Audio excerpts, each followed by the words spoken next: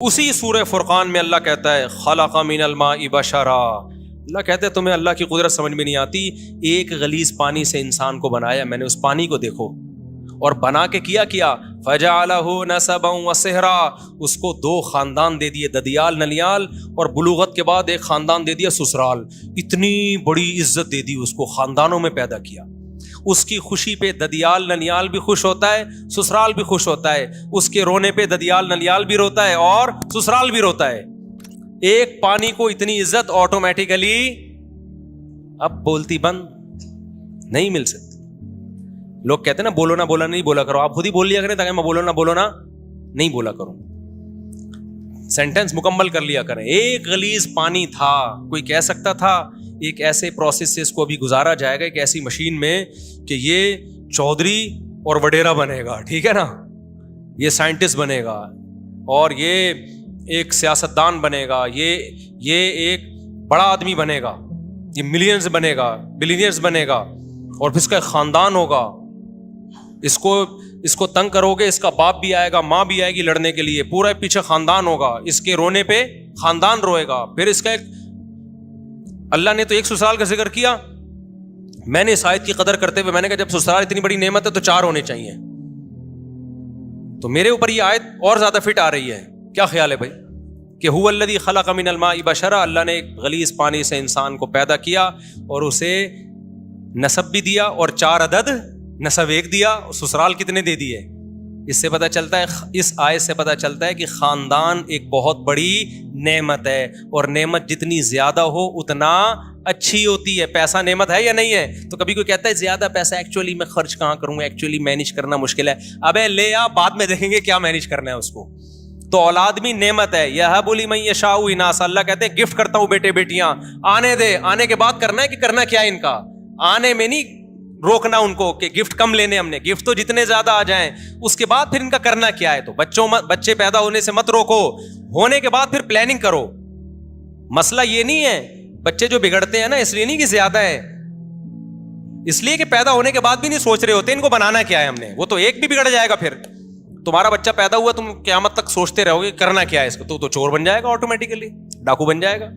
تو وہ تو جو بگڑنا ہوگا تو ایک بھی بگڑے گا۔ اگر پلاننگ کر کے پیدا کرنے میں پلاننگ نہیں کرو، پیدا تو اللہ کی طرف سے گفٹ ہے، جتنا ہو اچھا ہے، لیکن جو پیدا ہوتے جائیں اسی وقت ان کو انسان کا بچہ بنانے کی فکر بولو کرتے چلے جاؤ کہ بگڑے نہیں ہے۔ ایسا نہیں چرسیوں میں بیٹھ رہا ہے، ایک بچہ بھی چرسی میں بیٹھے گا تو چرسی بنے گا، 18 بچے بھی اگر بھائی انسانوں میں بیٹھیں گے تو کیا بنیں گے، انسان کے بچے بنیں گے۔ فیملی پلاننگ والوں نے تو بچے ہی روک دیا نا۔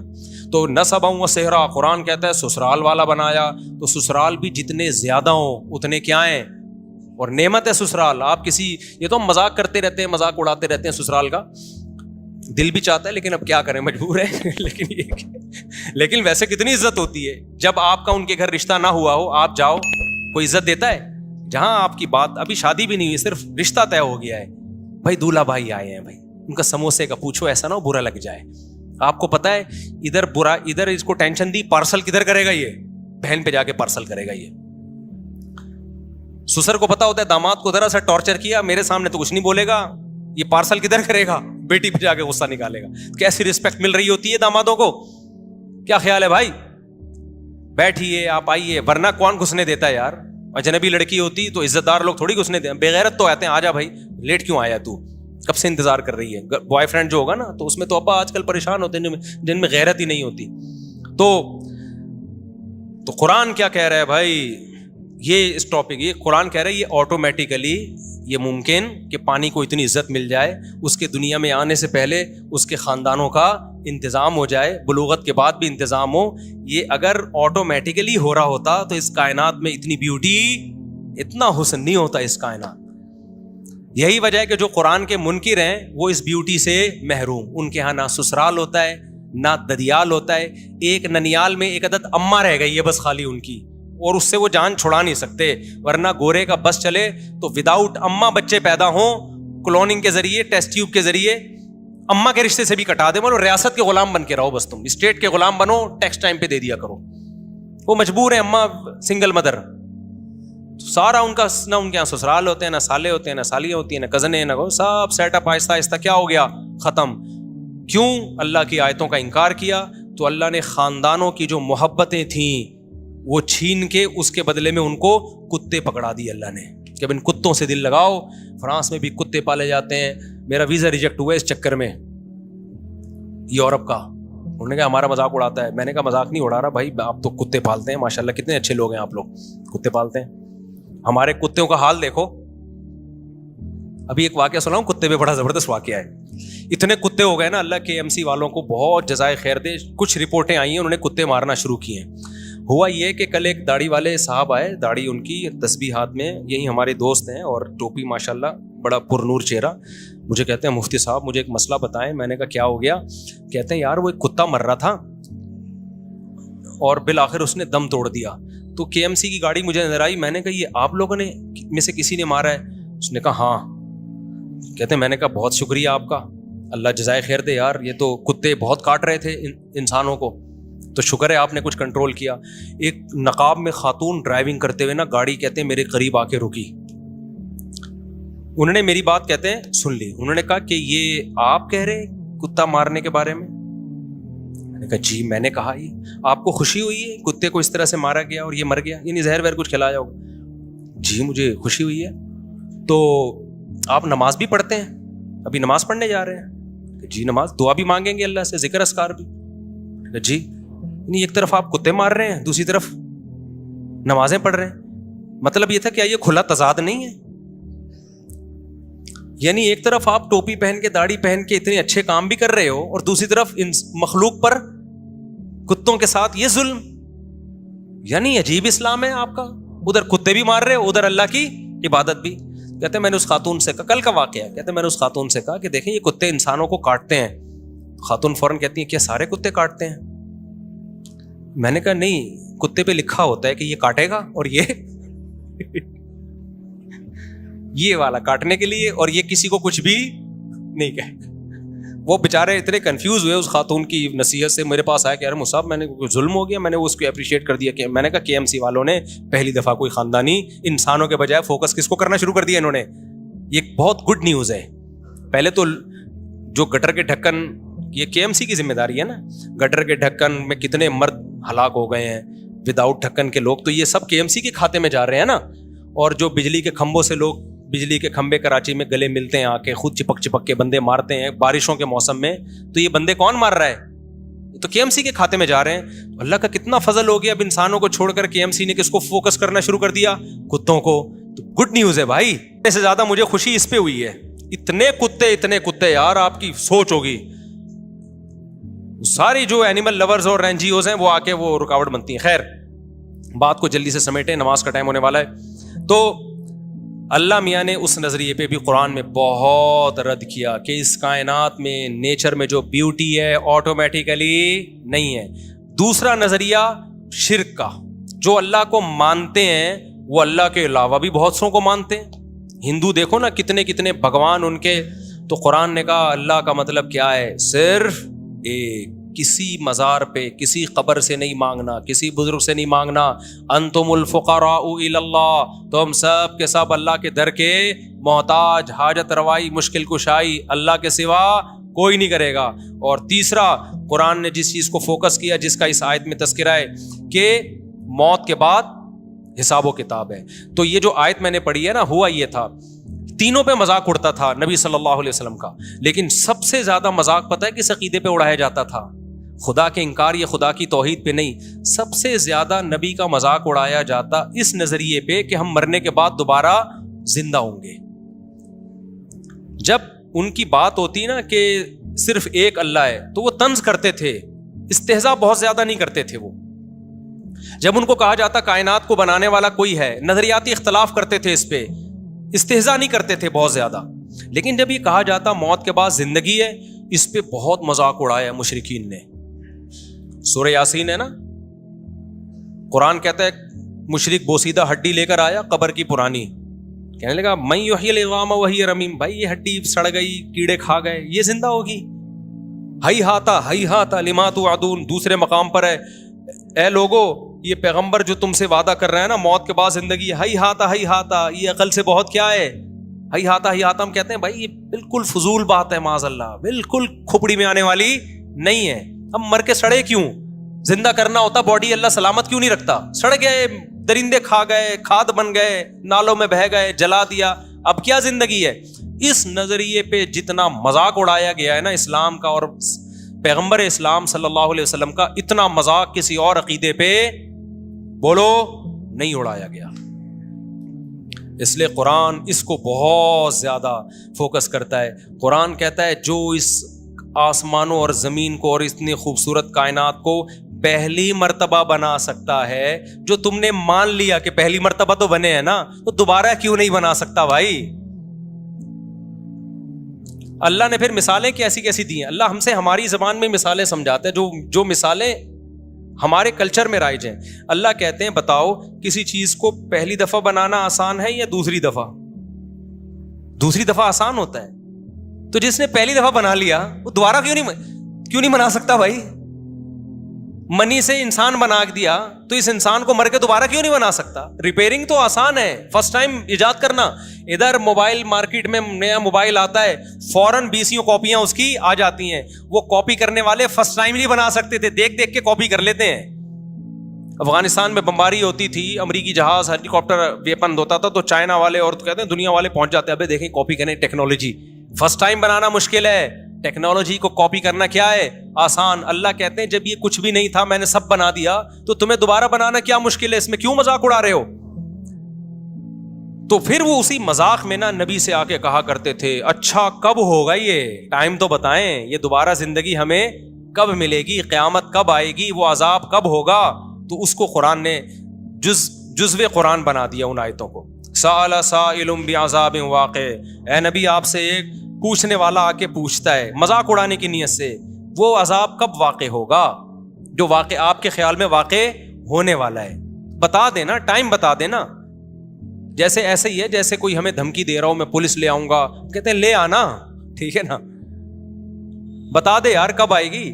تو مذاق اڑانا شروع کر دیا. اللہ نے قرآن میں جگہ جگہ کہا ہے کہ میں نے اس کا علم کہ کب آئے گی کسی مقرب پیغمبر یا فرشتے کو بھی اس کا علم نہیں دیا. یہ دماغ سے نکال دو کہ میں یہ بتاؤں گا کب آئے گی، اس میں حکمتیں ہیں. ٹائم نہیں بتایا اللہ نے.